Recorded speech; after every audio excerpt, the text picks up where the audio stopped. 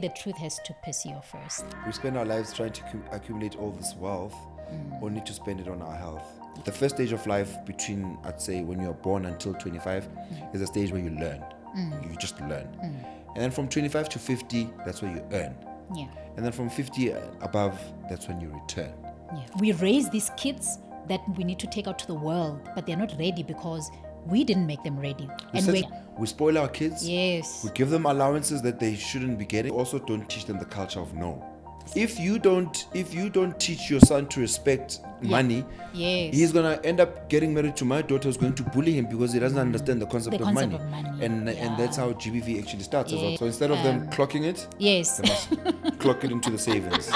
Yeah, they must clock it into the savings. These things trend, and then and then for nothing. Why don't you have a culture of kids trending because there's a program around savings? Yes. Let's see who's going to save the most.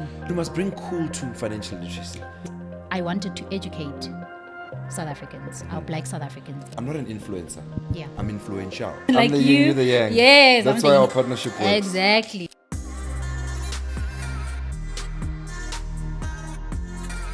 Good day. Welcome to the Wealth Dialogue podcast. Today we've got our guest, Mr. Mbha, TT, and of course we also have Joshua. Yes, how are you, Joshua? I'm good in yourself. Always good to have you here. Yay. So today we are going to be, just having a dialogue. Yes. With Tato. Tato is my business partner.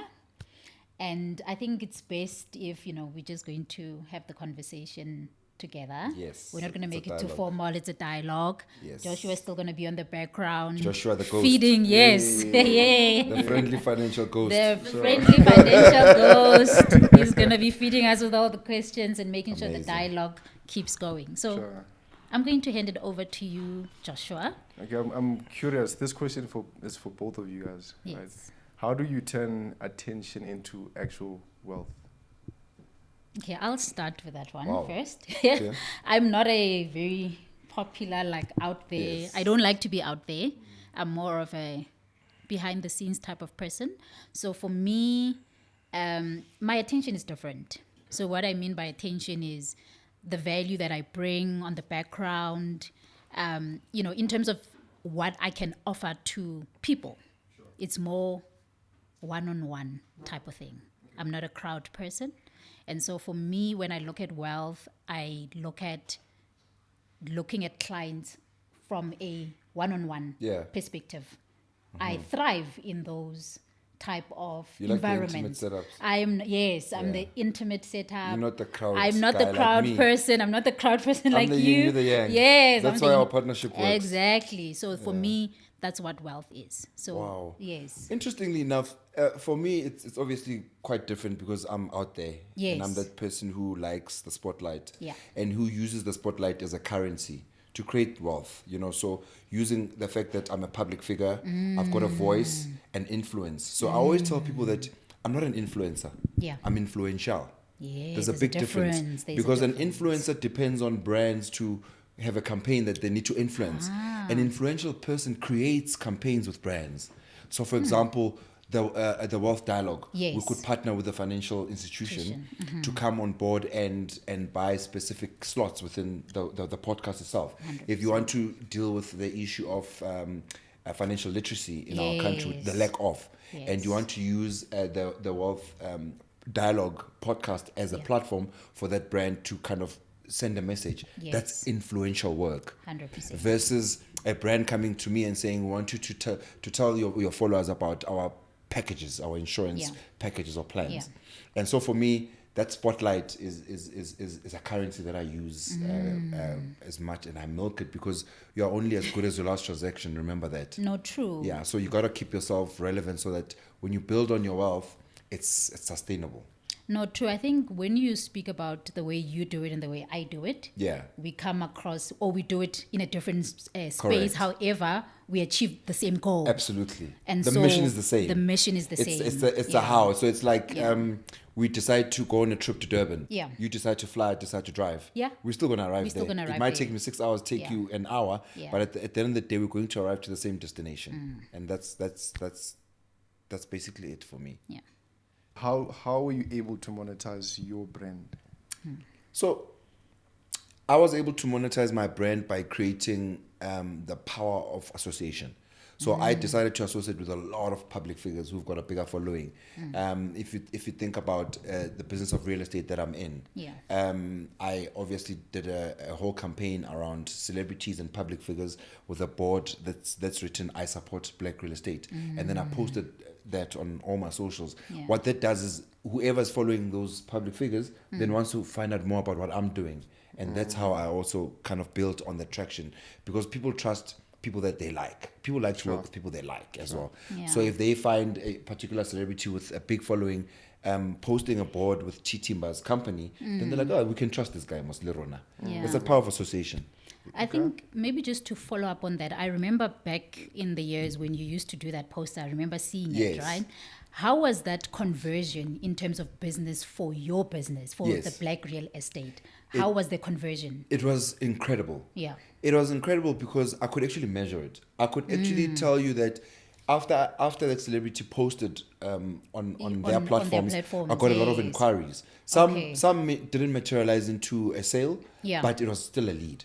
Remember, a lead is always a lead, and you don't let go of a lead just because you didn't convert them. Yeah, you keep them, you maintain them until the point of conversion. So I can literally measure and say, from that post, I was able to convert probably 50% of people that I would ordinarily not have had access to, just by them posting. Access. And access. It's access. And through that access, I was able to engage with those people. Some I was able to transact, and they either were selling their homes or buying.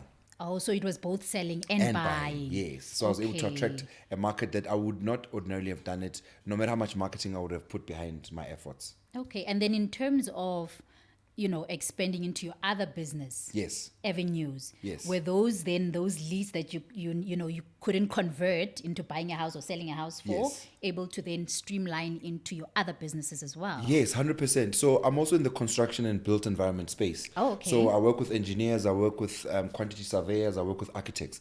And as a result of some of the posts, a lot of people started contacting me for their renovation projects. Oh, yes. Because I've got the Mzansi Cribs makeover show as well. So I might not have gained clients in terms of buyers and sellers in the typical real estate value chain, but I gained clients who were looking for renovation solutions from me, interior designers that I worked with. So we end up getting work that we never actually asked for. Yeah, never planned for. So meaning that is the way your attention, I guess, converts into leads, then into your wealth. Yes. 100%. And so in fact, even Mbha Financial Services was born out of that. I mean, the fact that a large corporation like Sanlam approached me to say, we're seeing what you're doing in the real estate business. Would you be interested in expanding your business into insurance? Yes. I was like, okay, so there's clearly something that I'm doing right. Yeah. And so, then you offer a turnkey solution to your clients, because if you're a client of mine, you buy from me, and then I get to insure your assets, I get to insure your life, I get to insure your short-term and long-term assets, sorry about that, and then it creates a one-stop shop, because that client doesn't have to deal with anyone else but me. If they have plumbing issues, they come to me. If they've got electrical issues, they come to me. And of course, that's how I then poached you. Yes. From the other side. Yes. No, we'll have a discussion We're going to have a discussion about our FSP, because that is a important factor that we need to discuss. Yes. So I think, So for a viewer out there, what would you recommend between building an audience first or having a product first? Which one should they go for? Sure. Building an audience first versus building a product. It depends. It really depends, because sometimes we don't have a product. We sell a service. Yeah. So I don't have anything tangible to sell except for what we call the brand promise. So for example, Mbha Financial Services, we promise to take care of clients' needs, take care of their confidentiality needs, very important, but also take care of their wealth. And the fact that they come to us for advice means they want us to help them to get to that point of, we need to meet them at their point of need. Yeah. And for me, that's important in terms of striking a balance. So to answer your question, it really depends. I always try to show proof of concept Because people believe things that They are tried and see. tested. Yeah. You know what I'm saying? So start off with a small client and use that as a benchmark case study, and then build as you go. Don't overpromise things you know you can never deliver. And I think that's the shortfall of a lot of businesses, is that they promise things that they can never deliver. They have got mission statements they can't even articulate themselves. you know, a brand promise is exactly that. Yeah. You have to stick to it. I want to use an example of a bank. Can I? Yeah, you Oh, can. okay. We'll see. So Yeah. I want to use an example of a bank. If you look at Standard Bank, Yeah. Standard Bank's tagline used to be simpler, better, faster, and they had to change it. You know why? Because they were not simpler, they were not better, they were not faster. They were not fair. Yeah. So they created a brand promise that they couldn't live up to. Okay. Yeah. And so they had to kind of pivot with it, because people were coming for them to say, but you guys, the experience with you as a bank is not simpler. It's actually more Yeah. complicated. You're actually complicating my life. Complicated. I'm just using an example. I'm not Yes. coming Yeah. for them, but I'm just saying. So from my perspective, I would think, because you asked about audience and product. Yeah. So from my perspective, because I am a corporate woman, Yes. and from my experience, I would say product first. And because, you build something that you want people to have, but also behind the product, there must be the story of why the product is I there. love that. So the story, you build a story, Yeah. you build your product, and of course, then you build your audience. How I've built the Wealth Dialogue, where it comes from, is I wanted to educate South Africans, our Black South Africans, because financially, we know that most of us were not privy to the financial advice or the financial literacy that we should have been privy to. And so my product came in a perspective of, let's build a product first. Let's make sure we bring it to the audience. Then, of course, we will build the audience from there, because now we've got the product. And we wanted to have a dialogue where we make it simpler. I think for me, because I am from the industry, the things that we say to customers are usually complicated. Over their heads. Over their heads. Yeah. They never get, because we use jargon. We use It's not relatable. It's not relatable. It's not everyday thing. Yeah. So my vision here was keep it very simple. Give people basic examples. Relate to them. So that then you're able to build an audience and people are able to share it.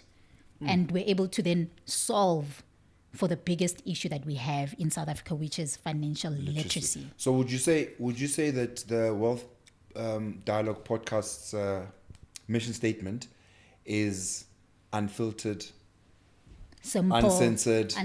Simple.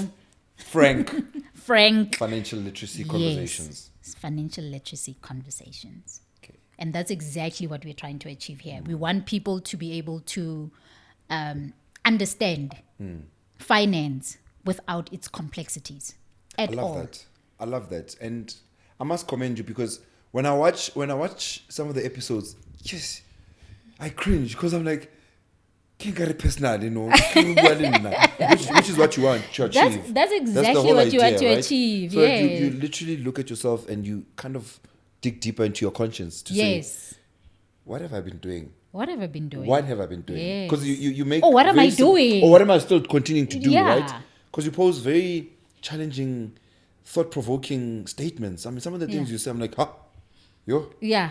hey, ke tla kgutla mo. And then I come back and I'm like, actually, what you said was spot on, and I love it, because then it allows South Africans to actually introspect about their state of finances. Yes. And I think in this serial economy, we've seen how bad things, are. They actually- and because of our habits and because we were disadvantaged in terms of financial literacy, we still don't know how to handle our money. And so this platform is there to just help people, navigate through the everyday life stuff. Not the complicated stuff, the everyday life stuff. So would you say your podcast is a financial conscience drive? Yeah. Yes. Because you gotta. Yes. Maybe it's like I don't know Kasuthu, Like but your conscious, your yes, financial conscience, your financial how you're conscious. spending, how you're Yes. saving. Yes. Self-aware. Because we take care of everything else. So we take care of our health. We go to the gym. We've got a watch. We've got Strava. We go to the comrades. We do all these other things. We go to the doctor when we're sick. Yeah. But then we don't take care of our finances the same way. We don't have the same attitude. We don't have the same attitude. Yeah. We do not have the same attitude. You always know when your car is supposed to be serviced. Yeah, same. You don't miss that. You do not miss that. You know why you don't miss that? Yeah. You don't want to lose the warranty. You don't want to lose but the you warranty. also don't. So what you're saying is so spot on, because if you don't want to lose a warranty of a car that you're paying for, why would you do the same for your own financial gain and benefit? Yeah. People put their finances last, but they'll put everything else. They'll plan a trip. Yeah. They will they will plan a trip meticulously. Yeah. Months in advance, save, have a stockpile for grocery for December. Have all of these things in place. However, when it comes to their finances, they don't do the same. It's a by the way. It's a by the way. Oh, I need this for school in January, and then your eyes are out. You haven't planned properly for your kids' school. But you can plan a trip. You can plan boys' weekend. Yeah. You can plan a girls' trip. But when it comes to finances, we don't. Interestingly enough, so yesterday we hosted a Father's Day celebration for about 300 men. Sure. And we posed the question, how many men actually have a will? Oh, right? yes. We couldn't even get more than 10 hands. Okay, that's 300 bad. men. 300 men in the room. And the question that we then posed was, why don't you guys have wills? Yeah. There's this thing amongst us black people that once your family knows about your assets, they're going to kill you. Kill you, yes. So we've got this fear of planning. But then the risk is that your legacy then gets compromised, because when you die, you leave all these problems behind, and nobody knows what to do. Where everything is. There's no will in place. Nobody knows who the beneficiaries are. Yeah. So that's also part of financial literacy, by the way. That is part of financial literacy. It's a big part of it. It's the biggest part of financial literacy, because when you talk about wills, right, we don't just talk about when you die. Yeah. We also talk about if you get disabled. Yes. If you have a critical illness, like you have a stroke, you have cancer, those things happen. You have a heart attack, then what happens in that case? Because remember, having those things in place helps your family know what to do. Yeah. So, for example, you are a public figure. You go out there. You do talks. If you run multiple businesses. Now, if you don't have a will, even a living will, because remember, there's a will in the event that you die, but there's also a living will. In the event that something happens to me. Now, if you don't have a living will, what must your wife do? Yeah. Now they don't know. They don't know. We run a business here. They don't know what's happening. Yeah. She doesn't know what she's going to do while you're alive. That's and we so don't sad. plan for, in case you don't die. No, because people always think, no, I'll die. But I'll be gone. No, and that's the but what if attitude- you don't die? And that's the attitude that was resonating in the room. And I couldn't believe it, because most of these men are highly educated. Yeah. These are professionals. These are people who are learned. And it's so sad to see how we don't plan for our legacy. Yeah. We spend our lives trying to accumulate. I always say to people, we spend our lives trying to accumulate all this wealth, only to spend it on our health. Yeah. That's powerful. we don't take care of ourselves. No, we don't. In the quest of hustling and trying to amass this money and all of that, we forget to take care of ourselves and end up on our deathbeds spending all that money on the bills. Yeah. I think, Tatu, when you're bringing that up, you just brought up a question in my mind. Yeah. To say, have you then? I mean, you're a businessman, all rounded. Have you experienced the part where, let's say, you've lost a portion of your business, like you've lost something, like let's say you've lost, where you had to lose everything, start from the bottom, and how did you then deal with that? What has that taught you? Jeez, 2020, funny enough, 2010 World Cup. Yes, 2010. Philip was here, remember Philip? No, Philip is here. World Cup. Here. Philip is here. So Philip came and Philip left. Ne? Yeah. I remember a time when a lot of people go Soweto, especially homeowners who resided on Vilakazi Street, were prepared to leave their homes so that they can rent them out to tourists. To tourists, and charge exorbitant rates. They were promised heaven and earth. Yeah. It never materialized. So 2010 for me was the worst, because that's when I lost everything. Sure. I lost everything. Like when I say everything, Everything. we made the wrong decisions financially. I was still working with Black Brain Pictures. Okay. I was a director partner there. And we had banked everything on this one contract. Yeah. This one contract that we thought was in the bag. This was going to be in No, your we were yeah. told it was in the bag. Oh, There were okay. emails to that effect to confirm that it was in the bag, but we never signed. So we committed financially. We put ourselves in so much debt because we were banking on this big contract. Yeah. And then we got that email to say it's not going to happen. There's a new head of finance Sure. in that institution, and he's decided to change the direction. It was going to be a 5-year contract. So you can So imagine. You can imagine. all the I mean, work. we were young. We were like, oh, we're going to become multimillionaires. This is it, and it didn't happen. Yeah. We're already indebted. I had to sell everything that I had. I had to move back home. Now you can imagine having to go back Kokasi. Yeah. The stigma that comes with Wile, it's fallen, you know. Yes, yeah. And so How the mighty have I had to fallen. go back home. I had to Sure. humble myself. Yeah. And I had to recharge. I had to restart. I had to refocus, and I had to kind of get out of that state of pity. Yeah. Pity for myself.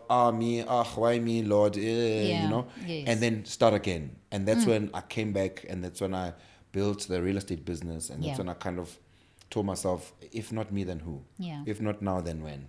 Sure. You know. And so the biggest lesson that I've learned from that is you gotta sign.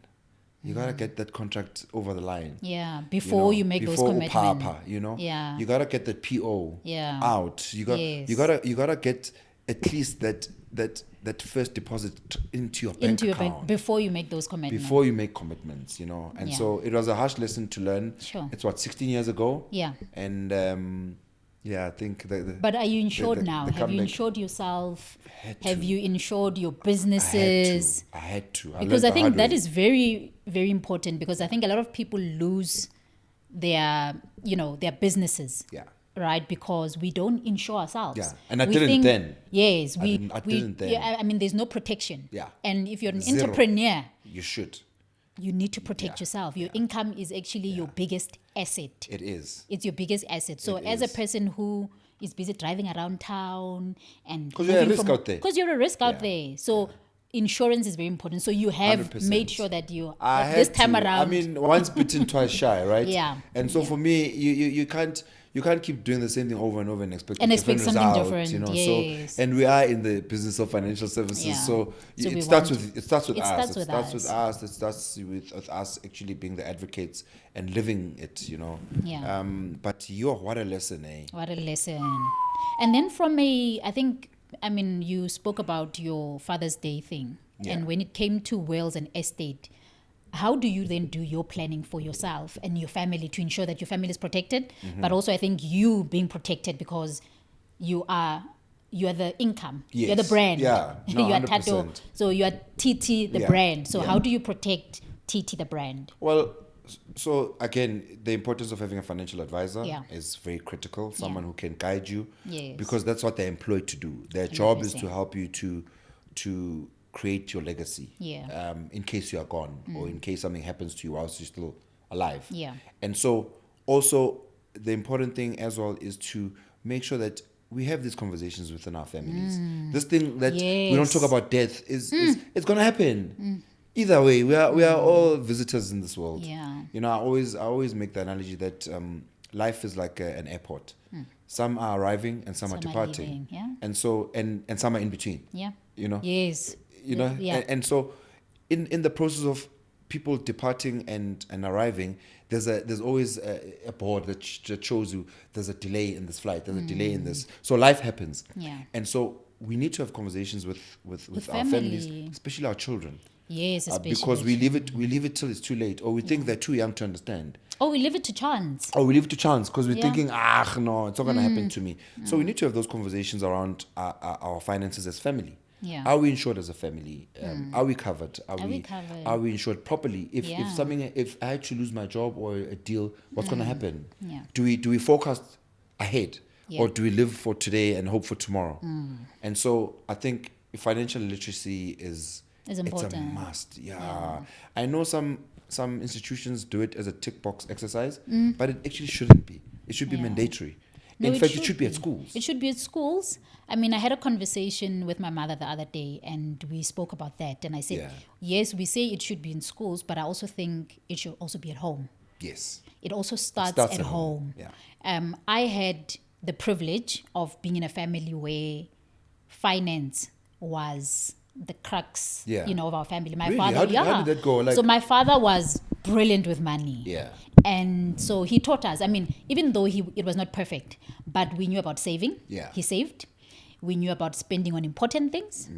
And he made us, work for some of the money that we got. But I think the way in which he used his money was a blueprint for most of us. Right? My mother was the buyer. Yes. Buy. My father used to call him Ladies buy. always spend. My father was very structured when it came to money. So he paid the school fees. He made sure everything was running. And then my mother made sure on the, house. Yes, the household. On the household. But there were two different people. My mother was a professional teacher. My father was a businessman.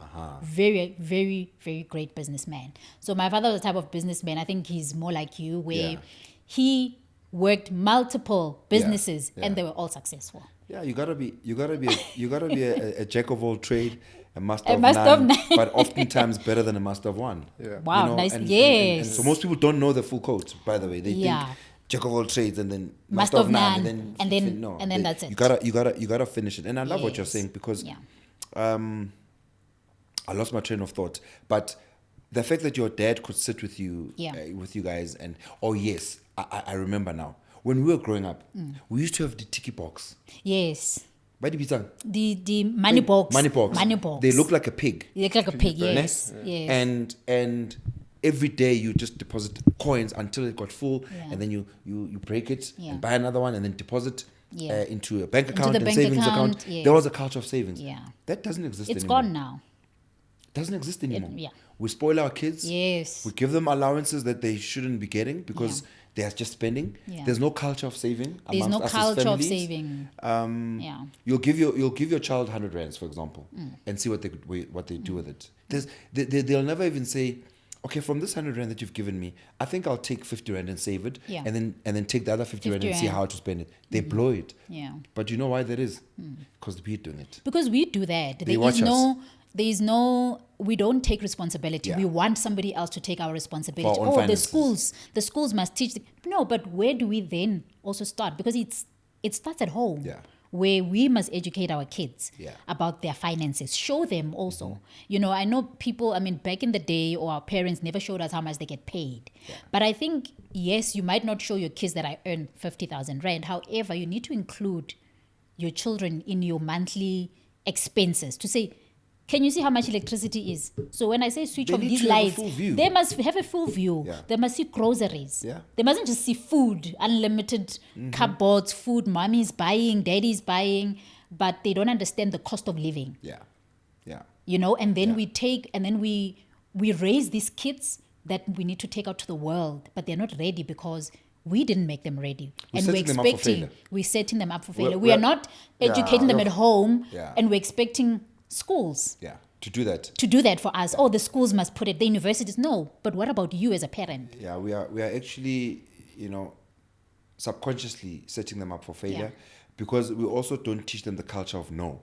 Yes. No. Don't. Can I have that? No, you can't. We've just gone and through the budget. There. We've just gone through the budget as a family, and you know that in the budget we've put in an allowance of 1,000 for family entertainment. Yeah. Now you know that with 1,000, that means we can probably go out twice in the month. Yeah. We're gonna go out once for 500 rand as a family. So what would you like to sacrifice? Shall we take it from the 500 rand so that you guys don't have entertainment? Yeah. Those are the conversations we should be having, so they can feel the pinch. So they can feel the pinch. Literally, and understand. It's kind of like a pie in the sky conversation where they think, but you know what? I know my dad will get it for me. Yes. And also it helps them to learn the importance of saving for your goals. Yeah. So what I do with my kids as well is when they want something, they have to earn it. There's nothing for free.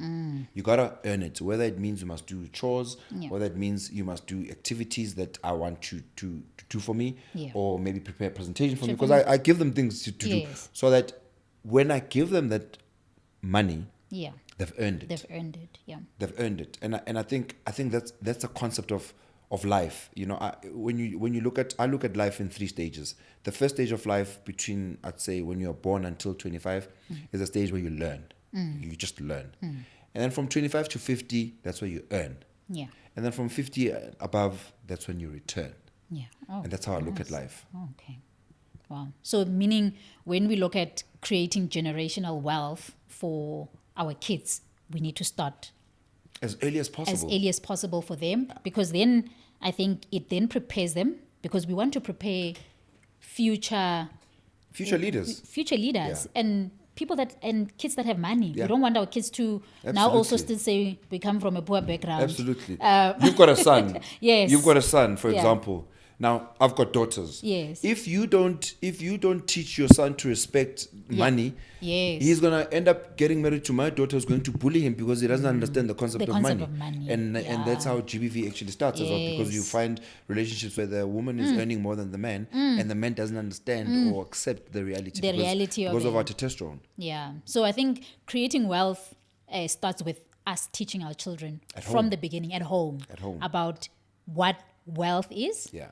And so that when we are no longer here, the wealth continues, because we don't want the wealth to stop with us. Yeah. So instead of them clocking it, Yes. they must clock it into the savings. Yeah, they must click it into the savings. These things trend, and then you're Yeah, like, and then why for don't- nothing. Why don't you have a culture of kids trending because there's a program around savings? Yes. Let's see who's Around going to save the most. investing. Let's see who's Who's going gonna to save use the their most. allowance to the Yeah. best of their ability. Ability. Yeah. Let's see in a year's time. Let's review. Let's review. South Let's Africans. If South Africans could understand the concept of starting small, Oh, saving 10 rands a day, it sounds ridiculous. but it It goes sounds a ridiculous. long way. 10 rands a day Yeah. is 70 rands a week. Yeah. Ne? Yeah. How's my maths? 140, that's 280 a month. Times it by So 12. Right? Yeah. Is my maths correct? A day or A 10 day. rand a day. 10 rand a that's day. That's 70 rands a week. Okay. Yeah. Okay. Cool. That's 280 a month. Right? Yeah. Times it by 12, whatever Yes. that number is. It's 280 you never had. Yes. As small as it sounds. Saving starts small. It You don't have starts to have a small, big amount. and I then think you keep building. Yes. And I think people have this misconception that you need to have money to start Yes, saving. yes. And so they sit and they don't save. Oh, I don't Yes. have enough And money. they spend. And then they spend. But they can spend. Yeah. But then they don't have that thing of saying 10 rand or 100 rand. Because then compounding also comes into play, into effect. I mean, 10 years from now, if you were saving 100 rand, imagine how much you'll have. Absolutely. But if you say, I'm waiting for the right income, you'll never have the You'll right never, income. it's like paying off your bond. Yeah. You know, your bond is 2,000. Yeah. If you just decided that you're going to start paying 2,500, that 500 rands goes a long way. It goes a long Because way. you're killing that interest. Yes, you're killing that You know, interest and, slowly. and we should have these conversations, man. I think it's and we must bring cool to financial literacy. We need It to doesn't bring have to be cool. formal. No, it doesn't have to be formal and It doesn't have to be so complicated. intimidating. Yes. We can do it whilst having lunch. Yeah. At Spur or whatever with the Yes. kids. Hey guys, look at the bill. And let me tell you something.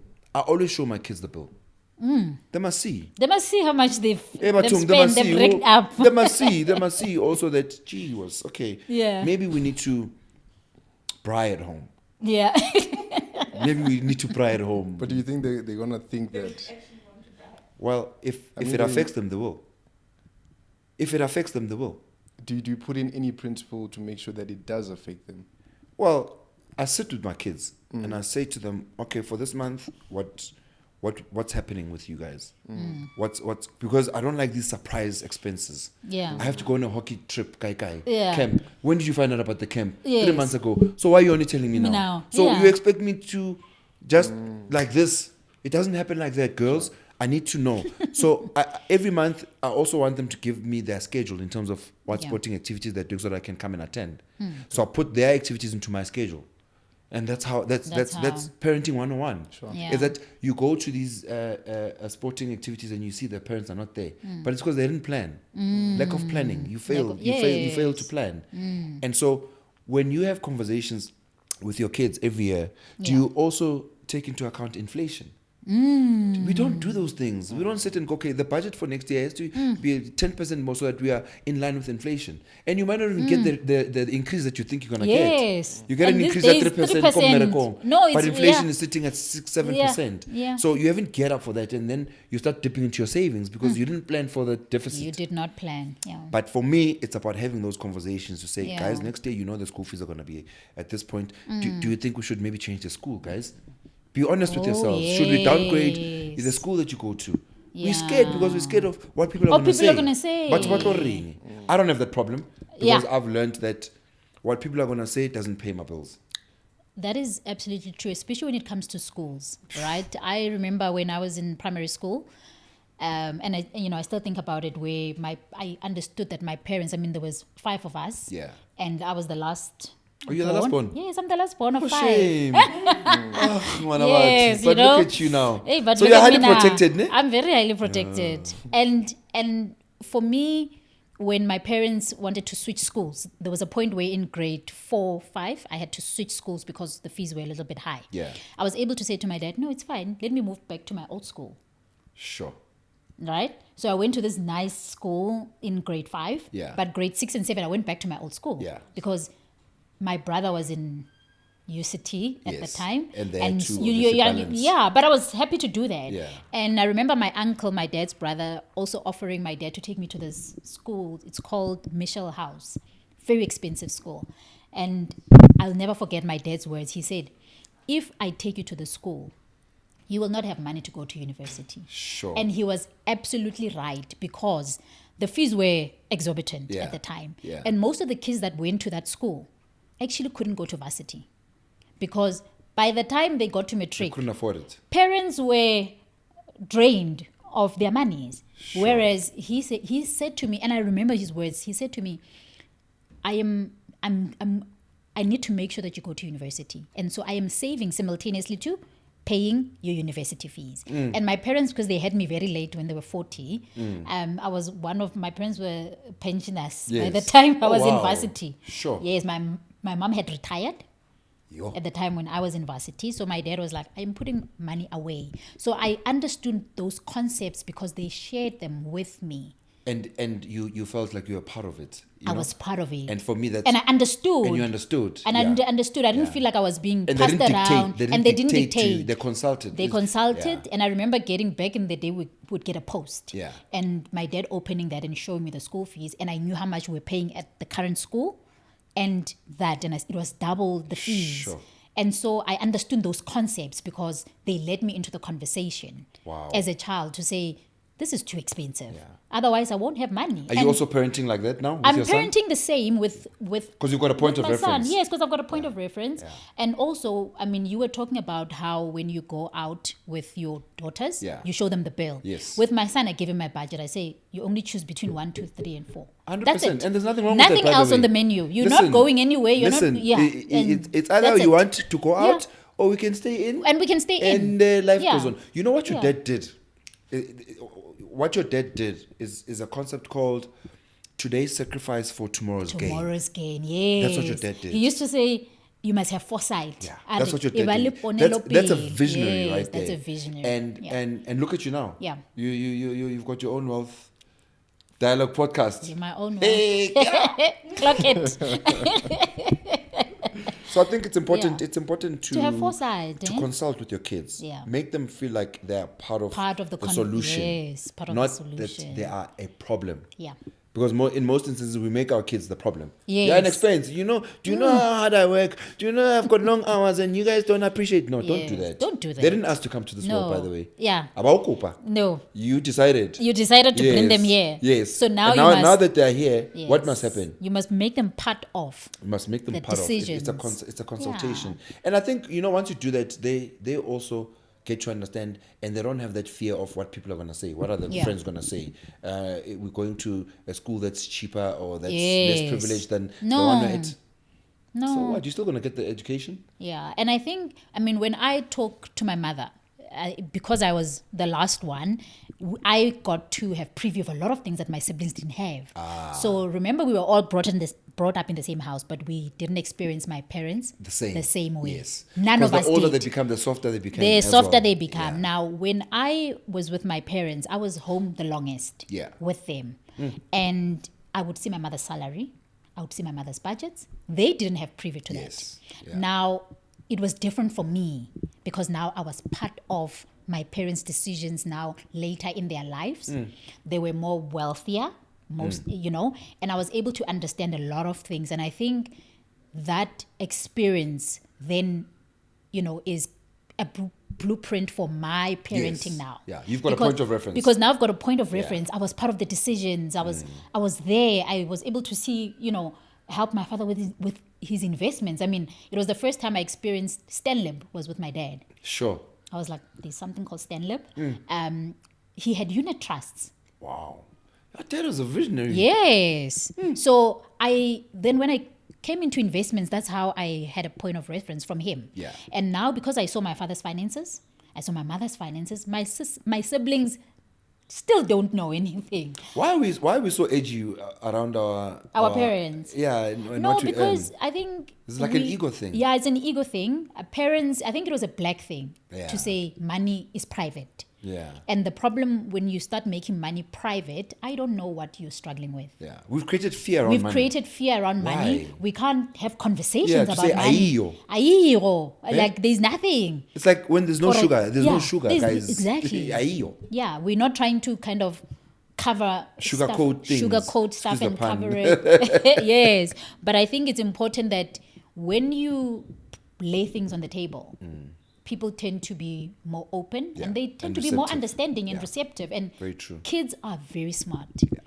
Kids are And they smart. know, man. And they know. They can And so when tell. you show them, I mean, like I said, I never wanted things from my parents that they couldn't provide to me because I understood what they had. And so navigating through that life was so much easier for me than it was for my siblings because now I understood this is how much my mom had, this is how much my dad had. And I knew what I could get and what I couldn't get. And so it really, made me, go into employment a little bit more prepared. Right. And even now at my age, at my big age, Big age, big girls. at my big age, I can think about, the lessons that I learned from my parents, especially because my father was a business owner. My mother was a teacher, right? So she was in formal employment, whereas my dad was He was a hustler. he was a hustler. He was a hustler. And so now I was like, there's no way that my father could be such a great hustler. And none of us, inherited that. So I will. At I'll what take age a do you chance. think parents should start having a conversation with their kids about their will? About their will. Yeah. I think as early as, well, in terms of will, maybe as early as 10, because they can comprehend. And you start small. I think you start step by step. Things, when you give them in little bite sizes, Yeah, they learned better. then they're learned better. Yeah, because they can absorb. Then they can absorb. Yeah. You're not coming and say, you know what, if I die, this, because then it's going to be like, oh, daddy, you're going to die. No, we Become don't want too that. emotional, yeah. It's going to be a matter of there's a funeral in the family. Maybe you start there. Yeah. You explain, right? Yeah. To say this person's mommy is gone or my daddy is gone or granny, then you start kind of contextualizing it for them small by small. bits. So it's not a one where you have one big meeting And overwhelm them. Yeah. and overwhelm them. Yeah. It's like even with financial literacy, when we're having these conversations, we're giving people bite sizes, weekly, bite sizes, different topics, but also integrating them, Love that. right? By also giving them examples. So you also want to have that conversation little bit by little bit. You're not going to have a seminar Yeah. with your kids. And it'll go over their heads. Yeah, it'll go over their completely. heads. So you start Sure. by showing them, look at Auntie Khao. Can you see? She works here. And then you leave it there and you start next time. You see mommy. Mommy works here. If anything, if mommy's sick and she's off, this is what happens. If daddy's sick, this is what happens. In the event where I'm not here, then, this is what's going to happen. So you start having the conversations gradually, slowly, and then you give them examples, and then they grow with it over the years. And now also you are showing them, Yeah. because kids like to see. Show and tell. Show and tell. Yeah. But it also helps them with their curiosity. You want to keep your kids You curious. want to, answer the questions. Allow them to ask Yeah. and give them honest answers. And give Don't them beat around honest. the bush. Yes. with Don't your give them response. the bees. Don't tell them what you want them to hear. Yeah. Tell them the truth. There's Tell so them much, the truth. There's so much power in stating the truth in love. Yeah. Say it with love. Say it with love. Say it with love. No, I think that was a great conversation, Tato. Yeah, definitely. It was great. Please bring me back. Yeah, definitely. I enjoying think this. we are going to be Bring having me more back, of you and here next to time I have more come, next conversations. time you bring me back, there will be a rate card.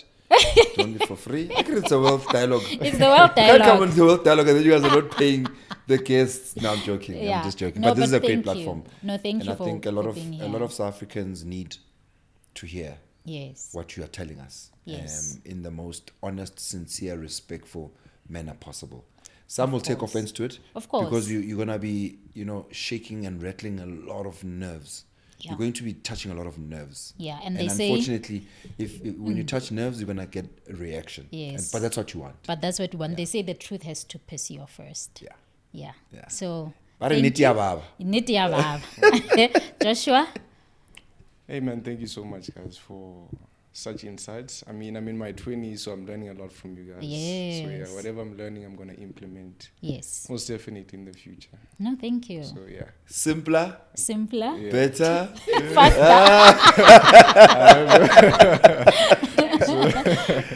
Thank you. That was another exciting episode of the Wealth Dialogue Podcast. brought Yes. To you by Gaugelo. We'll see you in the next episode. So, yeah.